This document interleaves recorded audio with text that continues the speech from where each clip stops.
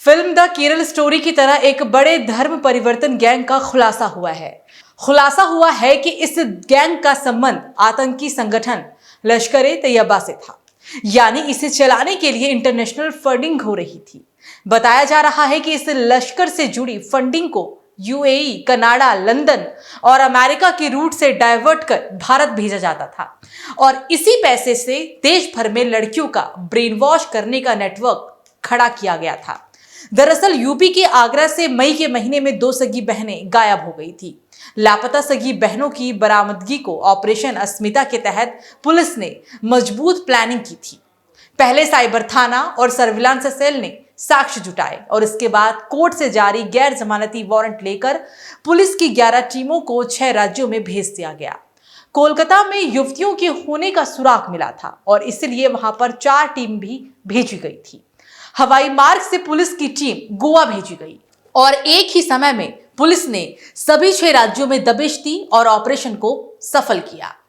6 प्रदेशों में साइमल्टेनियस दबिश देकर के 10 लोगों को गिरफ्तार किया गया है, जो कि देश के विभिन्न राज्यों में विशेष तौर पर कम उम्र की लड़कियों को प्रलोभन, लव जिहाद और अन्य तरीकों से प्रभावित करके धर्मांतरण के कार्य में लिप्त थे। अवैध धर्मांतरण का यह मोडस ऑपरेंडी ISIS का सिग्नेचर स्टाइल है। अभी तक प्रारंभिक जांच में इस ग्रुप का संबंध PFI से, SDPI से और पाकिस्तान के आतंकी संगठनों से भी होने के संकेत मिले हैं। जनपदीय पुलिस आगरा द्वारा की गई इस उल्लेखनीय कार्रवाई से इसमें अब आगे उत्तर प्रदेश की जो विशेषज्ञ एजेंसियां हैं STF और ATS, उनको भी शामिल किया गया है और आवश्यकता अनुसार अन्य राज्यों के पुलिस और केंद्रीय एजेंसी से भी समन्वय स्थापित किया जाएगा।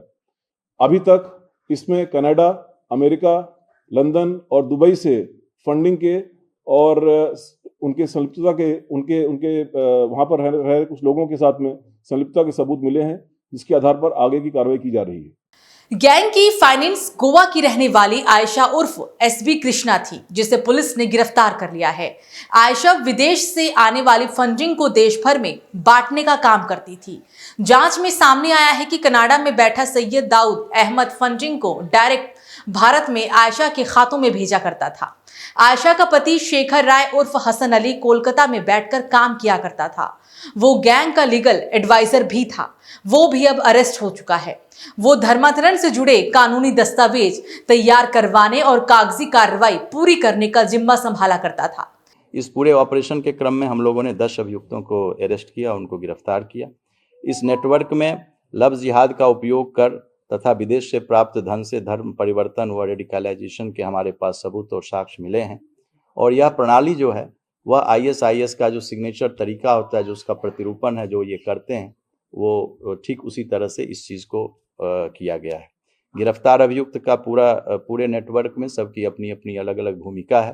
किसी की भूमिका इसमें जो पकड़े गए हैं 10 लोग, किन्हीं का काम फंड प्राप्त करना है, किसी को उस फंड को चैनलाइज करना है, किन्हीं को सेफ हाउस उसको मुहैया कराना है, लीगल एडवाइस देने के लिए इनकी एक अलग टीम थी, नया फ़ोन और नया सिम देना, लोगों को प्रेम जाल में जो लोग उनको अपने पास फंसाते थे फिर उनकी शादी कराने के लिए और धर्म परिवर्तन के लिए सब्जबाग दिखाकर प्रेरित करने के लिए और उसके संबंध में जो डॉक्यूमेंट्स होता है, पेपर तैयार करना, ये सभी ये जो ग्रुप थे इसमें ये शामिल थे।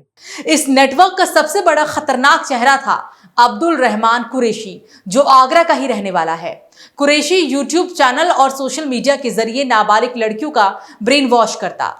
इस्लामिक शिक्षा के नाम पर वो लड़कियों को कट्टरता की ओर ले जाता और फिर जिहादी विचारधारा से जोड़ता। इसी गिरोह में कोलकाता से पकड़ा गया ओसामा भी अहम भूमिका निभाता था। दोनों मिलकर लड़कियों को मानसिक रूप से पूरी तरह तोड़ते और उनके परिजनों से दूरी बनाने के लिए उकसाते भी थे। दिल्ली से गिरफ्तार किया गया मुस्तफा उर्फ मनोज इस नेटवर्क का लॉजिस्टिक मैनेजर था। वो लड़कियों के लिए फर्जी नाम पते पर प्री एक्टिवेटेड सिम कार्ड का इंतजाम किया करता था ताकि उनका लोकेशन ट्रेस ना हो सके। ब्रेन वॉश की गई लड़कियों को पहले दिल्ली लाया जाता था और फिर बस के जरिए अगले ठिकानों तक पहुंचाया जाता।